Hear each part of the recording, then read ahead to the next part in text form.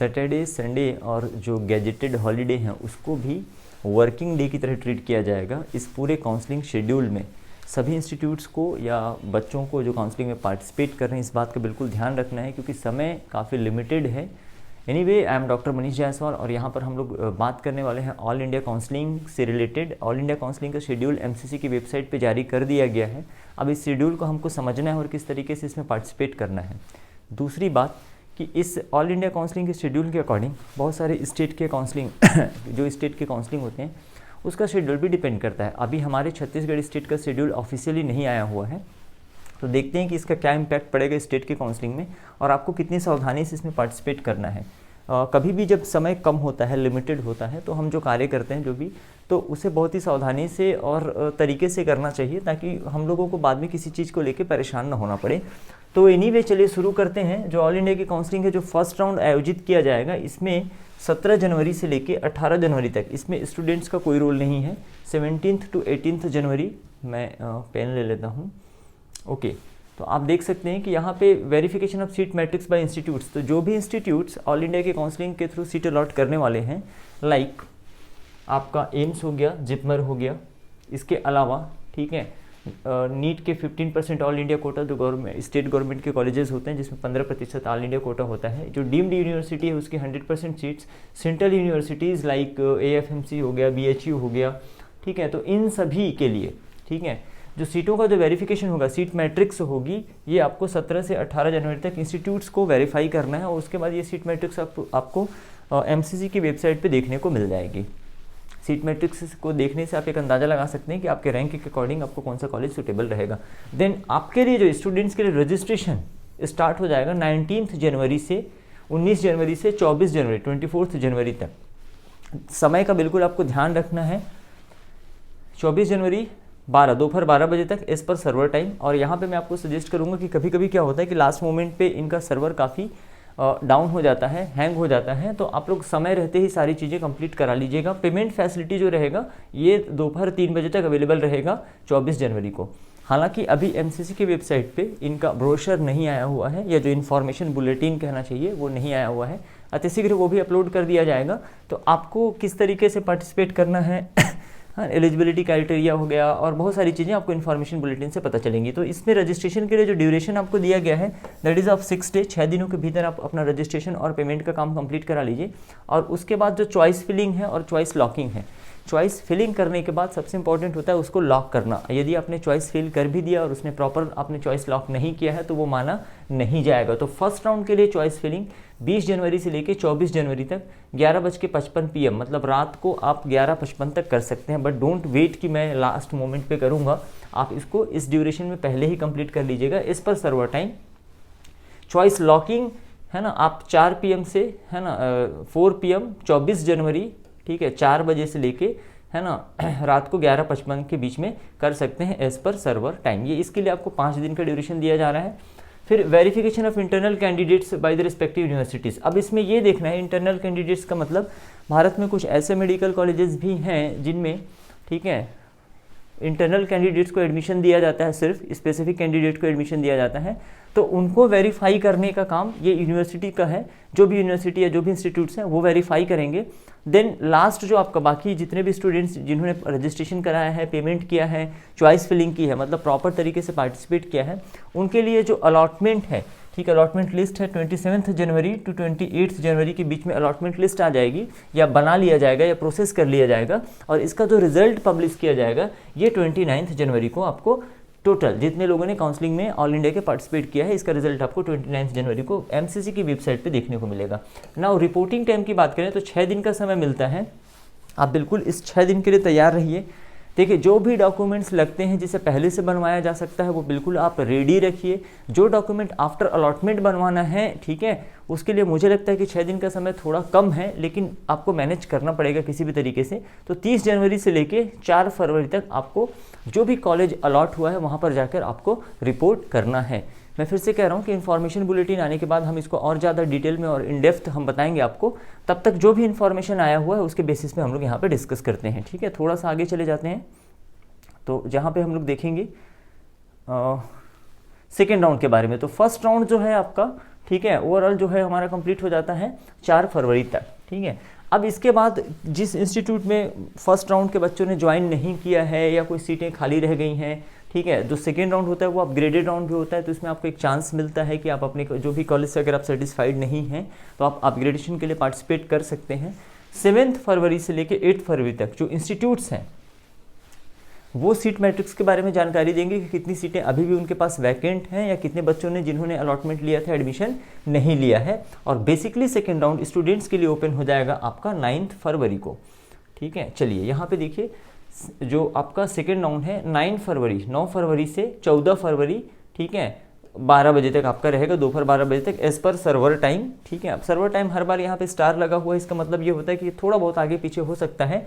Proper आपको एक काम और करना है, आज के बाद से डेली एमसीसी के वेबसाइट को कम से कम आप लोग 2 बार जरूर विजिट करें, ठीक है। एक बार दोपहर में 3 बजे और एक बार रात में, क्योंकि जो कुछ भी अपडेट होगा आपको एमसीसी के वेबसाइट पे ही मिलेगा सारे इन्फॉर्मेशन, ठीक है। हम कोशिश करेंगे कि एज सून एज पॉसिबल हम आपके साथ इन्फॉर्मेशन शेयर करें, पर फिर भी आप अपने पर्सनल लेवल पे एमसीसी की वेबसाइट को जरूर से जरूर विजिट करें। कोई भी नोटिफिकेशन होता है, कोई भी इन्फॉर्मेशन होता है, हो सकता है कि वो इन्फॉर्मेशन नोटिफिकेशन हमसे छूट जाए या किसी कार्य में हम व्यस्त रहें और आपके साथ as soon as possible share न कर पाएँ, तो आप जरूर विजिट करिए, ठीक है। तो 9 फरवरी से लेकर 14 फरवरी के बीच में आपको सेकेंड राउंड के लिए रजिस्ट्रेशन कराना है।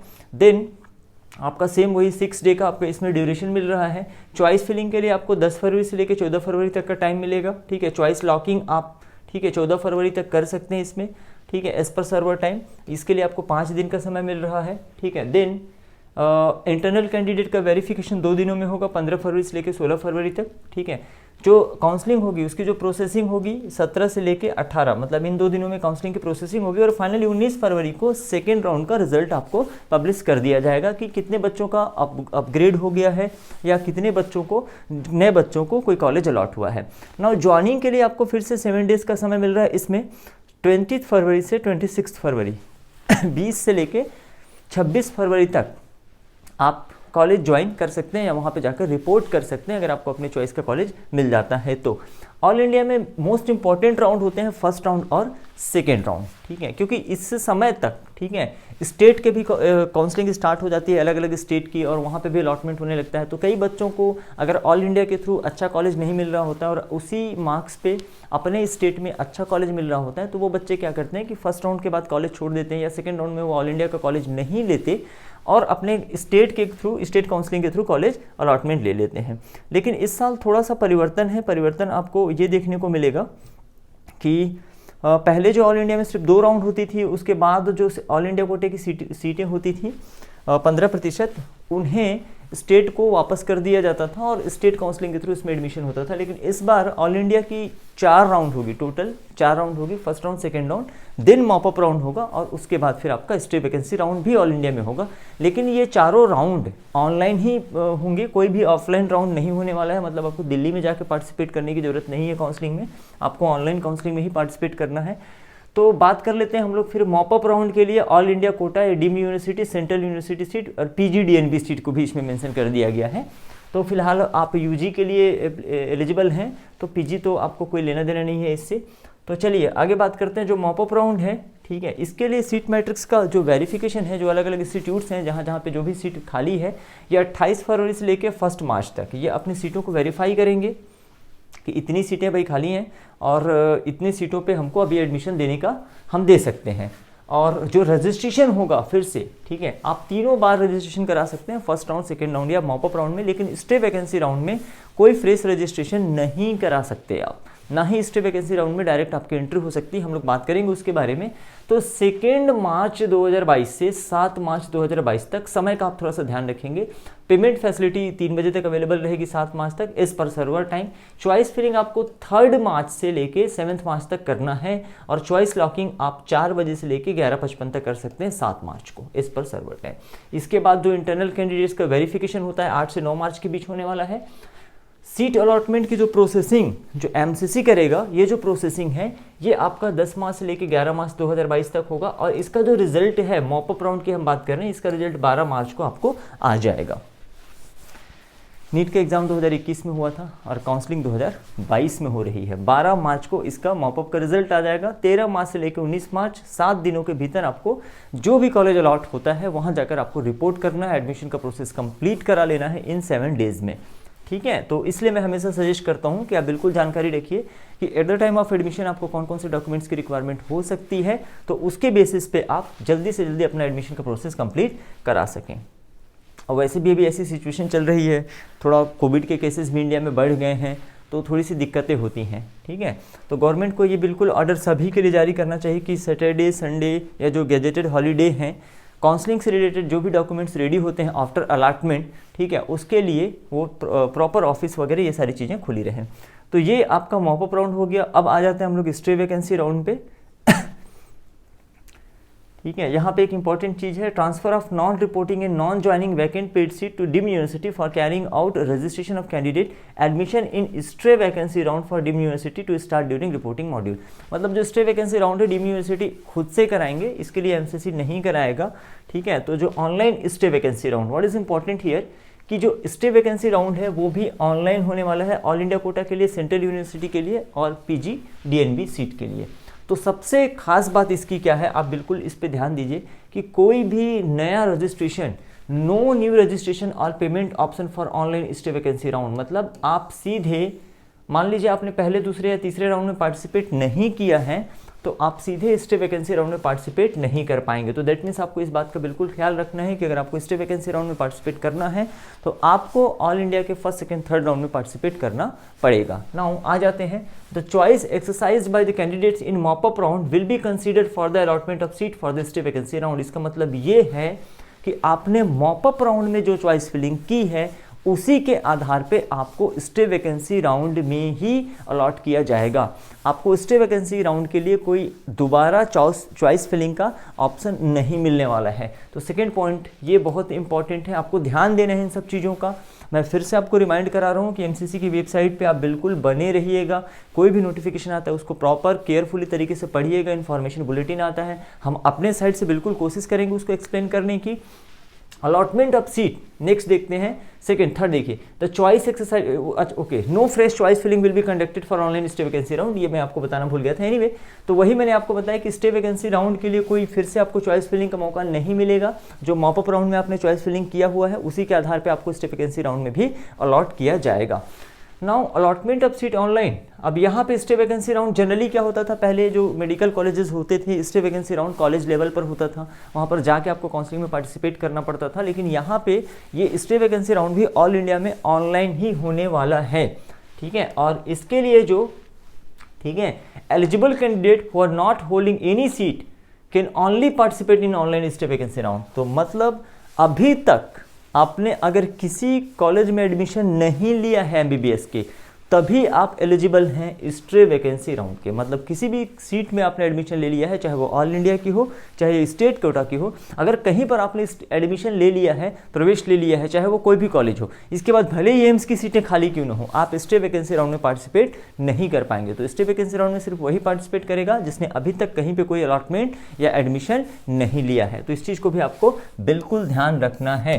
सबसे इंपॉर्टेंट चीज़ तो यही है। इसकी प्रोसेसिंग जो होगी 21 मार्च को होगी, एक दिन में, रिजल्ट भी आ जाएगा 22 मार्च को एक दिन में, और ज्वाइनिंग के लिए, रिपोर्टिंग के लिए आपको बहुत कम समय मिलने वाला है, दैट इज 23 मार्च से 26 मार्च, 4 दिन, 23 से 26 मार्च, राइट। तो बिल्कुल आप इन सब चीज़ों का ध्यान रखेंगे। इसके बाद forwarding the list of student in order to merit equaling to 10 times. इसके बाद जैसे सीटें भी अगर फिर भी बच जाती हैं, ठीक है, सीट मैट्रिक्स फिर से कैलकुलेट किया जाएगा, कुछ सीटें बच जाती हैं, तो एक सीट पे 10 कैंडिडेट के अकॉर्डिंग जो मेरिट लिस्ट है वो अकॉर्डिंग, है ना, इंस्टीट्यूट्स को फॉरवर्ड कर दिया जाएगा। फिर वो आगे फिर उसके बारे में कि कितनी सीटें बची है और कितने लोगों को एडमिशन देना है, ये सारा डिसीजन उनका होगा। नाउ अब हम लोग ये चीज़ का ध्यान देते हैं, एक नोट यहाँ पे मेंशन किया गया है कि for ensuring faithful obedience of time schedule and also keeping in view that limited time available. मतलब यही मैं कह रहा था कि जो काउंसलिंग के लिए समय है ये काफ़ी कम है, सिंपल सी बात है।